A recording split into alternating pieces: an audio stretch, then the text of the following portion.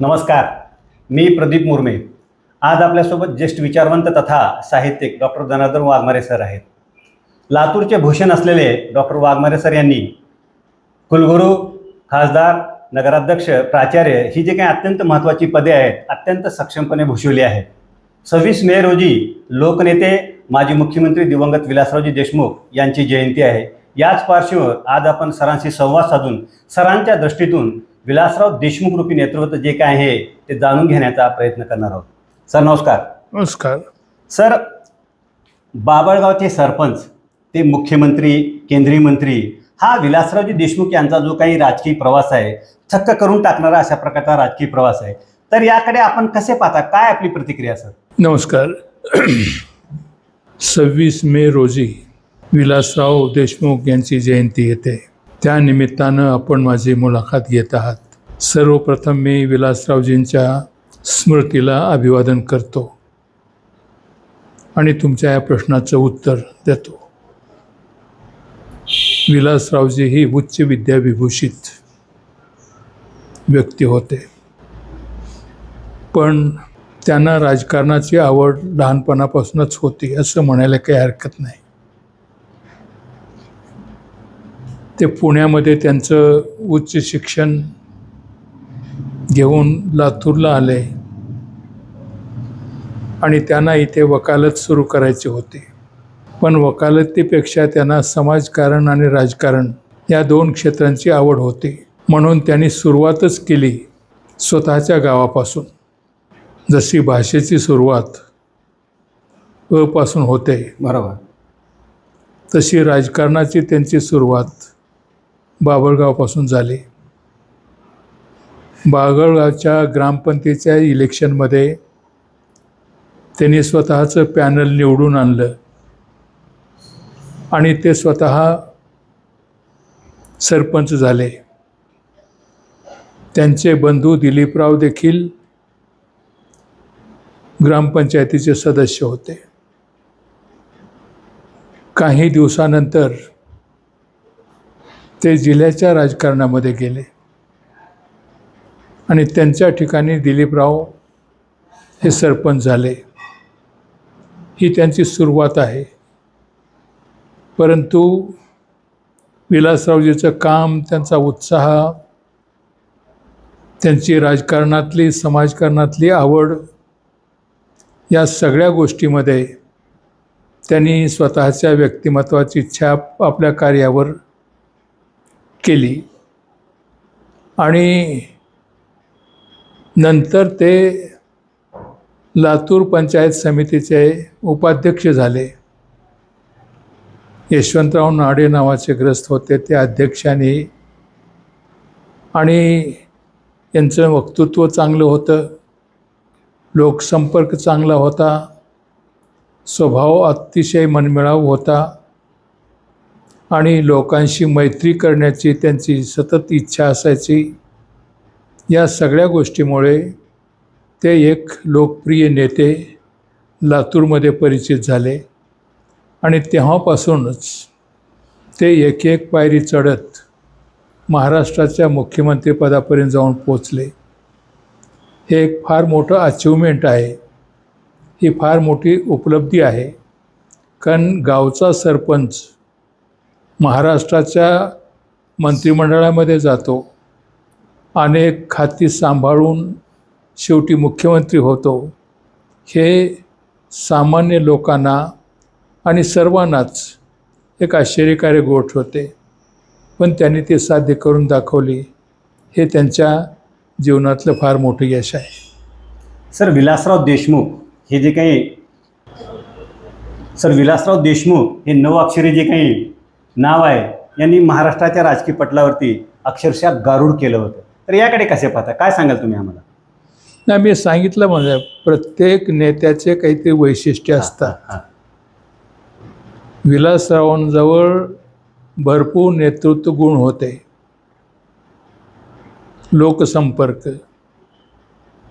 लोकसंपर्काचं सर्वात मोठं माध्यम म्हणजे वक्तृत्व, लोकांशी संवाद साधणं, यांची वक्तृत्व शैली चांगली होती।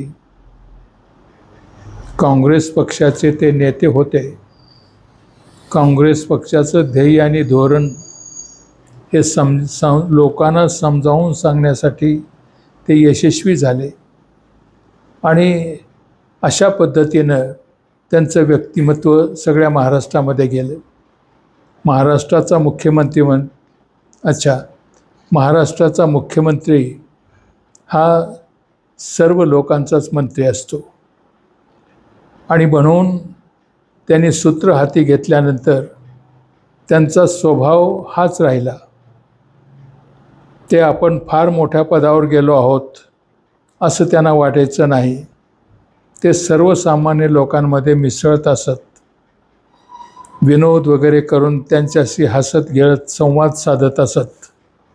त्यांचं व्यक्तिमत्व लोभसवाणं होतं. या सगळ्याची छाप महाराष्ट्रावर निश्चित पडली आणि म्हणून ते अतिशय लोकप्रिय ठरले. साहेबांच्या राजकारणाचं एक वेगळं वैशिष्ट्य सांगा म्हणलं तर काय सांगाल तुम्ही आम्हाला? वेगळं वैशिष्ट्य हेच आहे की एकतरी लोकांच्या नाडीवर त्यांचं बोट होतं. लोकांना काय हवं आहे काय नाही हे त्यांना सांगण्याची गरज नव्हती. ते ओळखत होते. हे एक वैशिष्ट्य आहे. आणि केवळ हे बोलून दाखवत नसत, त्यासाठी ते प्रयत्न करत असत. उदाहरणार्थ लातूरच्यासाठी त्यांनी बरंचसं काही केलं. लातूरला जे काही नवं असेल ते आणायचा त्यांनी प्रयत्न केला. लातूर जिल्हा झाल्यानंतर अनेक कार्यालये त्यांनी आणली, इमारती उभे केल्या, नगरपालिकेमध्ये मार्गदर्शन करायचा प्रयत्न केला. अशा ह्या सगळ्या गुणांमध्ये अगदी खालच्या थरापासून वरच्या थरापर्यंत संबंध त्यांनी ठेवले. आणि हा जो लोकसंपर्क आहे हा लोकशाहीमध्ये अतिशय महत्त्वाचा असतो. हे त्यांचं वैशिष्ट्य होतं त्यांच्या नेतृत्वाचं. साहेब CM असताना अनेक अशा प्रकारचे धोरणात्मक अशा प्रकारचे निर्णय घेतलेले आहेत. तर एक अत्यंत महत्त्वाचा निर्णय तुम्हाला जो वाटतो साहेबांनी CM असताना घेतलेला आहे, तर एखादा निर्णय तुम्ही आम्हाला सांगाल की तुमच्या दृष्टीने तो अत्यंत महत्त्वाचा निर्णय होता? मुख्यमंत्र्याला अनेक निर्णय घ्यावे लागतात. दर आठवड्याला कॅबिनेटची बैठक होती. त्या बैठकीमध्ये अनेक विषय चर्चेला येतात आणि त्या विषयांवर त्या निर्णय घ्यावे लागतात. असे अनेक निर्णय असतात. ते राजकीय स्वरूपाचे असतात, प्रशासकीय स्वरूपाचे असतात, विकासात्मक असू शकतात. अशा निरनिराळ्या प्रश्नांच्या वरती विचार करून निर्णय घ्यावे लागतात. पण एक 2-3 गोष्टी मला महत्त्वाच्या वाटतात.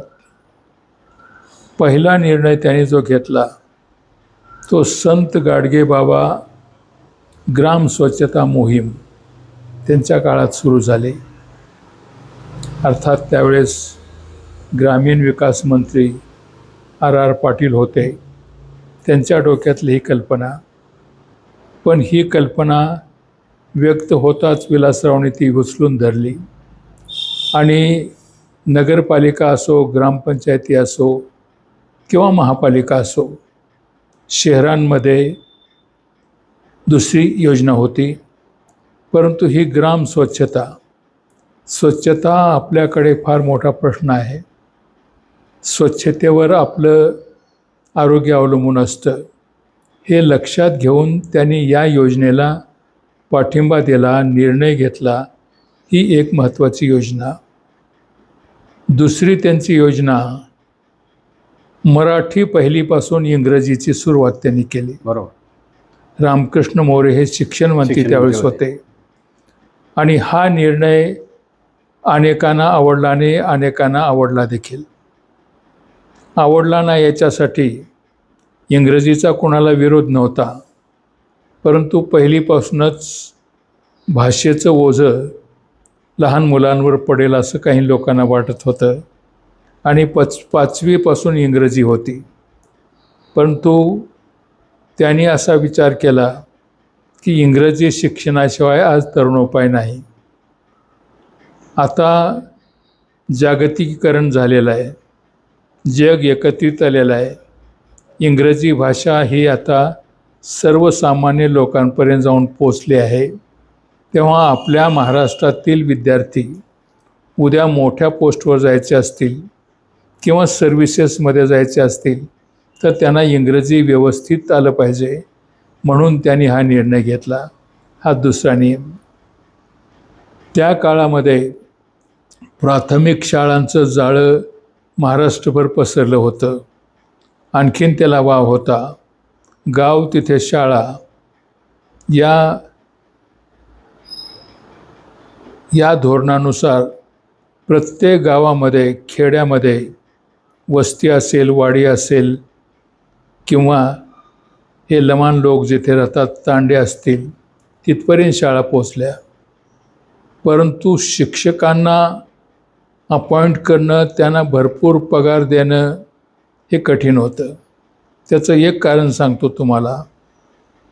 विलासरावजीचं म्हणजे काँग्रेस आणि राष्ट्रवादीचं शासन येण्यापूर्वी इथं BJP आणि शिवसेनेचं बरोबर शासन होतं. शिवसेनेचं, BJP सेनेचं. त्या शासनाने जवळपास तिजोरी रिकामी केली होती. आणि म्हणून त्यावेळेसचे अर्थमंत्री सांगत होते की आपल्या खजिन्यामध्ये खडखडाट आहे सध्या. याच्यामुळं सगळ्या शिक्षकांचा पगार देणं देखील कठीण होतं. म्हणून त्यांनी शिक्षण सेवक नावाची एक कल्पना रुजू केली. हे 3 निर्णय मला महत्त्वाचे वाटतात. सर, विलासरावजी देशमुख यांनी सामान्य कार्यकर्त्यांना प्रचंड ताकद दिली असं बोललं जातं. तुम्हाला काय वाटतं, काय सांगाल याबद्दल? दिली त्यांनी दिली म्हणजे त्यांचा स्वभाव असा की प्रत्येकाला प्रोत्साहन करणे, लोकांना प्रेरणा देणे. मला वाटतं हीच फार मोठी मदत आहे. पैशाच्या मदतीशिवाय देखील एखाद्याच्या पाठीवर हात ठेवणं आणि त्याला सांगणं की तू पुढे हो, तुझ्या पाठीमागे आहोत. विलासरावजी नेहमी म्हणायचे की तुम्ही हे करा, तुमच्या पाठीमागे मी आहोत. याच्यामुळं लोकांना फार बळ मिळालं आणि लोक प्रेरित झाले आणि कामाला लागले. तर अशा पद्धतीनं त्यांचा लोकसंपर्क होता. लोकांची कामंही त्यांनी केली. त्यांच्याकडे कोणी काम घेऊन गेलं तर ते होणार नाही असं कधी म्हणायचे नाहीत. ते काम शेवटी होईल अथवा न होईल हा भाग वेगळा. बरोबर. नाराज कोणाला करायचे नाही. त्यांचा सगळ्या प्रश्नाकडे पाहण्याचा आशावादी दृष्टिकोन होता. हा महत्त्वाचा. ज्याला आपण सक्रिय म्हणतो, पॉझिटिव्ह ॲटिट्यूड. बरोबर. पॉझिटिव्ह ॲटिट्यूड फार कमी लोकांमध्ये असतो. बरेचसे राजकारणी सांगतात की एखाद्यानं प्रश्न मांडला तर अनेक दुसरे प्रश्न त्यांच्यासमोर मांडतात आणि वा हे करणं कठीण आहे असं बोलतात. पण विलासरावजींची भाषा वेगळी होती. प्रत्येकाला ते म्हणायचे की तुझ्यासाठी मी प्रयत्न करतो. आणि हा एक मोठा दिलासा ते देत होते आणि त्याच्यातून लोक प्रेरित होऊन काम करत होते. सर, शरद पवार आणि विलासराव देशमुख हे महाराष्ट्रातील ज्येष्ठ नेते आणि या दोन्ही ज्येष्ठ नेत्यांशी अत्यंत आपली जवळीक होती किंवा या दोघांचं राजकारण आपण अत्यंत जवळून बघितलेलं आहे. तर या दोघांच्या राजकारणामध्ये तुम्हाला नेमकं साम्य काय पाहायला मिळतं, काय सांगाल? नाही, दोघांच्या राजकारणामध्ये तसा विरोध नव्हता. दोघंही काँग्रेस पक्षामध्येच तयार झालेले नेते होते. काँग्रेसचं ध्येय धोरण म्हणजे धर्मनिरपेक्षता, ग्रामीण भागापर्यंत विकास जाणं, हे काँग्रेसचं धोरण होतं आणि त्या धोरणासाठीच हे दोन्ही नेते होते. त्याच्यामध्ये असं नाही. परंतु त्यांनी घेतलेले निर्णय, यांनी घेतलेले निर्णय हे वेगवेगळ्या स्वरूपाचे होते. विलासरावजींनी ॲडमिनिस्ट्रेशन अतिशय सुरक्षित केलं, अनेक निर्णय घेतले, काँग्रेस पक्षाला बळ दिलं, सर्वसामान्य कार्यकर्त्यांना देखील आधार दिला. शरदरावची काम करण्याची पद्धत वेगळी होती. ते मला वाटतं राष्ट्रीय पातळीवरचे नेते होते. त्यांनी अनेक समाज सुधारणा केल्या. उदाहरणार्थ महिलांचं धोरण हे पहिल्यापासून भारतामध्येच महाराष्ट्रामध्ये आधी झालं. बरोबर. त्यांनी राबवलं महिलांचं धोरण. बरोबर. हे धोरण अतिशय महत्त्वाचं. त्यांनी महिलांना वेगवेगळ्या सर्व्हिसमध्ये संधी दिली. कंडक्टरची जागा असेल किंवा आणखीन कुठल्या असेल, ज्या स्थानावर व्यवसायावर पुरुषांचा अधिकार होता तिथे त्यांनी हे केलं. मला आठवतं की त्यांनी एक कमिटी नेमलेली होती. त्या कमिटीचे सगळे रिकमेंडेशन त्यांनी केले. हा त्यांचा निर्णय. शेतकऱ्यांच्या विषयी त्यांना अधिक आपुलकी होती. ते निर्णय, केंद्रातले त्यांचे निर्णय, केंद्रामध्ये ते अनेक वर्ष होते, विलासरावजी थोडा काळ होते. बरोबर. आणि म्हणून या पद्धतीनं दोघांचं काम होतं. कृषी क्षेत्रामध्ये शरद पवारांनी जे काम केलं ते मला वाटतं अद्याप कोणी केलेलं नाही. अशा पद्धतीनं पण दोघांच्याही कामाचा महाराष्ट्राला अतिशय उपयोग झाला. त्यामुळे महाराष्ट्र समृद्ध झाला, महाराष्ट्र पुढे झाला. पुरोगामी महाराष्ट्र म्हणून जी ओळख आहे ती ओळख निर्माण करण्यामध्ये जवळपास सगळ्याच मुख्यमंत्र्यांचा योगदान आहे. त्यात विलासरावजीचं योगदान आहे, शरद पवारांचं योगदान आहे, दोघांचंही योगदान आहे. आता उदाहरणार्थ सांगतो, आपल्याकडे भूकंप झाला 1993 भूकंप झाल्या रात्री 3-3:30 वाजता भूकंप झाला. सकाळी 7ला शरद पवार येऊन पोचले इथे. बरोबर. आणि त्यानंतर बाकीचे नेते येत राहिले. शिवराज पाटील आले, विलासरावजी आले, सगळे आले. तर शरद पवारांचं नेतृत्व अशा प्रकारचं होतं. परंतु दोघेही आपल्या परीनं व्यवस्थित काम करत होते आणि त्याचा महाराष्ट्राला फायदा झाला. सर, 2001ची लातूरची जी काही नगरपालिकेची निवडणूक आहे, मला वाटतं त्यावेळेस विलासरावजी मुख्यमंत्री होते आणि त्यांनीच तो निर्णय घेतला होता की नगराध्यक्ष थेट जनतेतून निवडून यायचा. नगराध्यक्ष थेट जनतेतून 2001 मध्ये. हां, हो. आणि राष्ट्रवादी काँग्रेसतर्फे आपण ती निवडून आला होतात आणि त्यावेळेला राज्याचे मुख्यमंत्री विलासरावजी देशमुख CM होते. आणि सत्ता मात्र पूर्णपणे स्पष्ट बहुमत पालिकेमध्ये, नगरपालिकेमध्ये काँग्रेसला मिळालं होतं. आणि लातूरमध्ये काँग्रेसचं प्रचंड वर्चस्व होतं. तर त्या काळामध्ये तो जे काही 5 वर्षाचा जो काही कालावधी आहे, तर त्या काळामध्ये विलासरावजी देशमुख यांच्या बाबतीचा आपला जो काही अनुभव आहे, कारण सत्ता पूर्णपणे काँग्रेसची होती, नगराध्यक्ष आपण होता, जनतेने आपल्याला मोठ्या मताधिक्याने निवडून दिलं होतं. त्यावेळेस काय नेमका अनुभव कसा होता तुमचा विलासरावजी यांच्याबाबतचा पर्टिक्युलरली? मी नगर परिषदेच्या इलेक्शनसाठी उभं राहिलो. माझी अजिबात इच्छा नव्हती, परंतु लोकांनी शरद पवारांवर दडपण आणलं की तुम्ही वाघमाऱ्यांना सांगा, आणि त्यांच्या सांगण्यावरून मी उभं राहिलो. सुरुवातीला मला राष्ट्रवादीतर्फे उभं राहायचं नव्हतं. काँग्रेस सोडून बाकीचे सगळे पक्ष एकत्रित आले होते आणि त्यांनी मला पाठिंबा दिला होता विरोधी आघाडीकडून. परंतु शरद पवारांनी मला सांगितल्यामुळे मी त्यात पडलो. राष्ट्रवादीवर मी निवडून आलो. राष्ट्रवादीचे 2-3 आणखीन 4 फक्त लोक होते. नगर परिषदेमध्ये 73 लोकांची नगर परिषद, त्याच्यामध्ये 4च लोक. आता 4 लोक हे काय करतील? राष्ट्रवादीचे फक्त 4. लोकशाहीमध्ये बहुमत असलं पाहिजे. नगराध्यक्ष म्हणून निवडून आल्यानंतर मी अनेक ठिकाणी मला हा प्रश्न विचारण्यात आला की तुम्ही कसं कराल? तर मी म्हटलं की बघूया काय होतं ते. पण उघडच होतं की ही मंडळी, कारण माझ्या उमेदवारीला विलासरावजीचा विरोध होता, दिलीपरावचा विरोध होता की त्यांना काँग्रेसचाच उभं करायचा होता. त्यांनी केला देखील. त्याच्यासाठी खूप त्यांनी प्रयत्न केले. स्वतः विलासरावजी अनेकदा लातूरमध्ये आले, ताकद विलासरावजींनी लावली, अनेक ठिकाणी गावामध्ये शहरामध्ये फिरले. देवकते नावाचे त्यावेळेस पालकमंत्री होते, आनंदरावजी देवकते. ते तर 15 दिवस निवडणूक होईपर्यंत इथंच थांबले. इतकंच नव्हे तर लोकांवर दडपण आणण्याच्या दृष्टीनं आता 2-4 दिवस पुढे निवडणूक आहे म्हणजे SRP इथे आणून ठेवली. त्याची काही गरज नव्हती. SRP फक्त जिथं हिंदू मुसलमानाचे दंगे होतात तिथंच ठेवली जाते. आणि अशा पद्धतीनं जेवढा विरोध करायचा होता त्याने केला. आणि त्यानंतर आम्ही कामाला लागलो.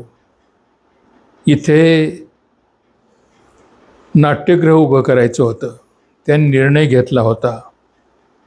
आणि काँग्रेसच्या सगळ्या नगरसेवकांनी मी निवडून आल्यानंतर असा प्रचार केला की याला वाघमाऱ्यांचा विरोध आहे. म्हणजे त्यांना काहीतरी कारण पाहिजे होतं माझा विरोध करण्यासाठी. आणि ज्यावेळेस मी नगरपालिकेचे सूत्र हातात घेतली त्या पहिल्याच बैठकीमध्ये मी एक विशेष सभा बोलावली. रेग्युलर सभा न बोलवता म्हणजे लोकांच्या मनातला हा गैरसमज काढण्याच्या दृष्टीनं मी लगेच एक विशेष सभा भरवली. त्यात हा विषय ठेवला आणि ते उठून म्हणाले की तुमचा विरोध आहे. मी म्हटलं की अजिबात विरोध नाही. मी कॉलेजचा प्राचार्य असताना आमच्या विद्यार्थ्यांना नाटकं लिहिण्यासाठी मी प्रवृत्त केलेलं आहे. दुसऱ्या लेखकाचे नाटकं आम्ही बसवले नाहीत आमच्या सोशल गॅदरिंगमध्ये. आमचेच विद्यार्थी नाटिका लिहायचे बसवायचे. आणि त्यावेळेपासून मला असं वाटत होतं की इथं नाट्यगृह व्हावं. आत्तापर्यंत व्हायला होते, परंतु इथल्या लोकांमध्येच एकमत होऊ शकलं नाही. जनता दलाने विरोध केला, यांनी विरोध केला, त्यांनी विरोध केला. माझा अजिबात विरोध नाही. म्हणजे ते ज्या तावातावाने आले होते ते सगळं थंड झालं. त्यानंतर आता त्यांनी असाही प्रयत्न केला की यांच्यावर आपण नो कॉन्फिडन्सचा ठराव आणावा. आणि आमच्याकडे 4च लोक सत्यात काही करू शकत नव्हते. आणि दुसरी गोष्ट, माझ्या कामामध्ये अडथळे आणण्याच्या दृष्टीनं किंवा मला व्यवस्थित काम करू नये असं म्हणून विलासरावनी एक निर्णय घेतला.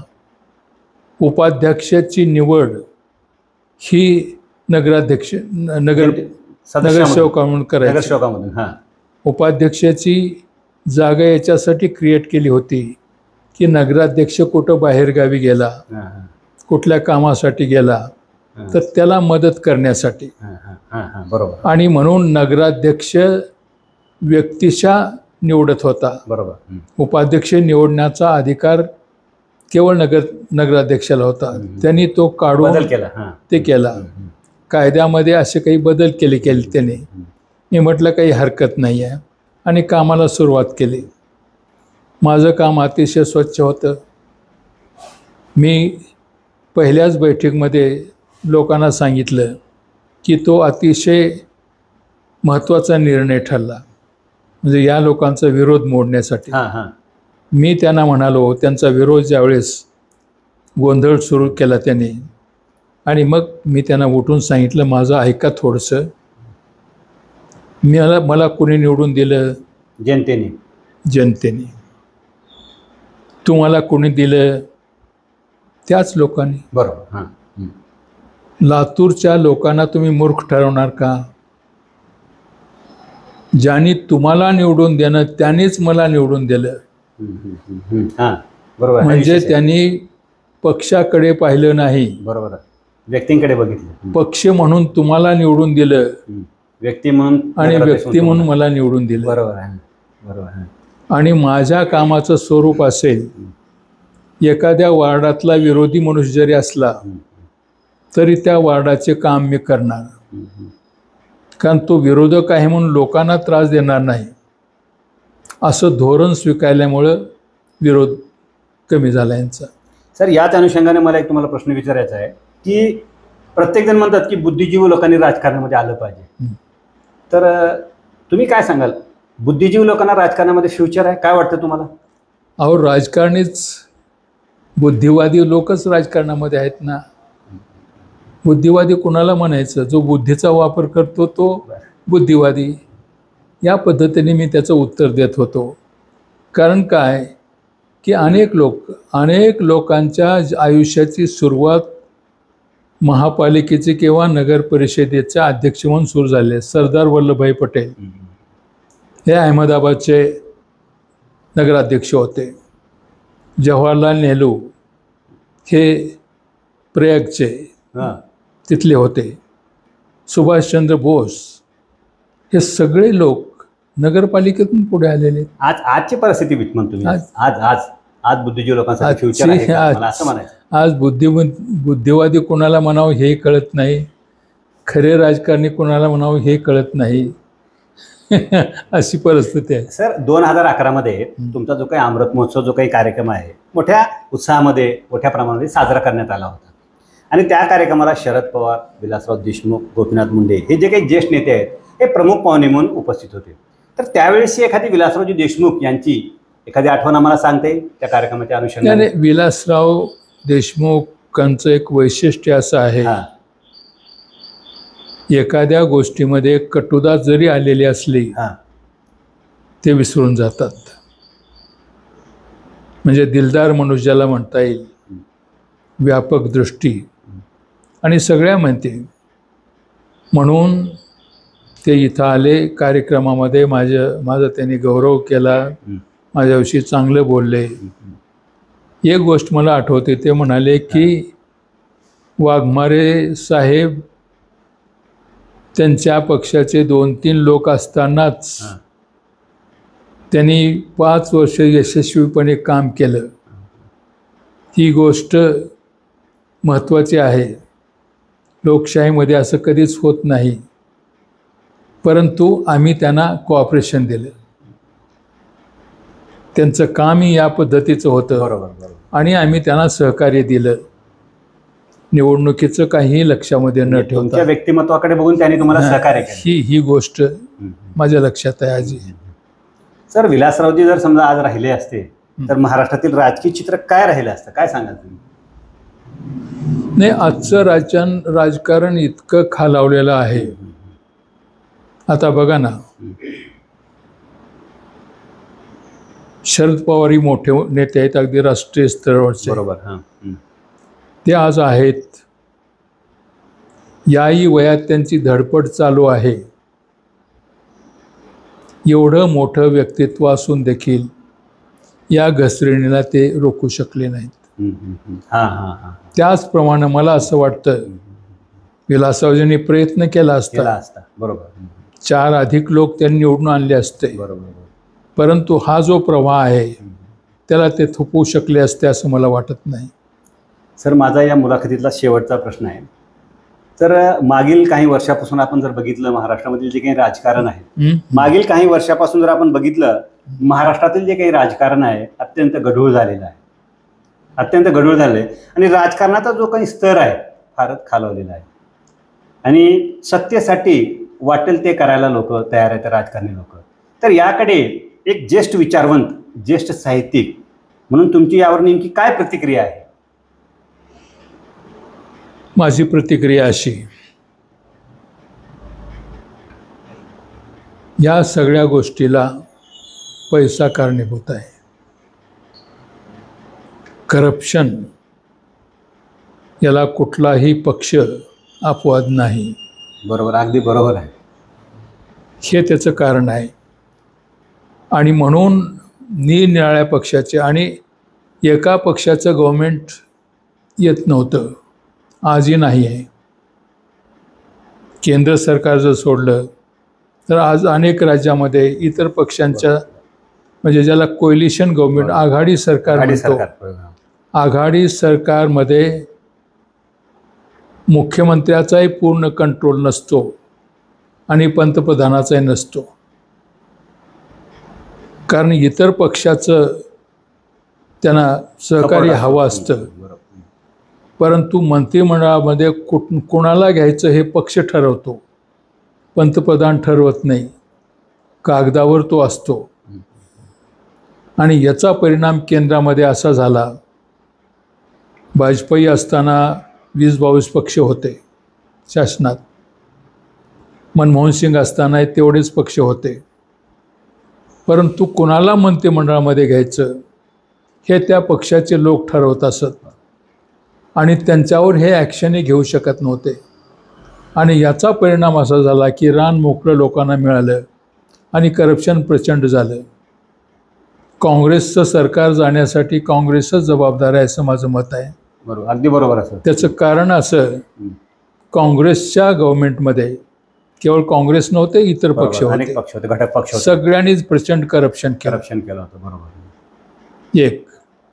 दुसरी गोष्ट, मुसलमानांचा हे अनुनय करतात अशा प्रकारची इमेज बी जे पीवाल्याने तयार केली, असं केलं आणि सर्वसामान्यांचे कामं होत नाहीत अशी प्रतिमा तयार केली आणि त्याचा परिणाम म्हणून केंद्र सरकारची सत्ता हातातून गेली आणि बी जे पी आल्यानंतर त्यांनी ह्या करप्शनच्या विरोधात एक भूमिका घेतली. त्यांना काँग्रेस पक्ष नेस्तनाबूत करायचा होता. आजही पंतप्रधानाची भाषा तीच आहे, काँग्रेसविषयी अशीच आहे. बरोबर. आणि म्हणून ED सारख्या CBI अशा संस्थांना त्यांनी वाटेल ते करायला सांगितलं आणि लोकांनी पैसा कमवलेला होता.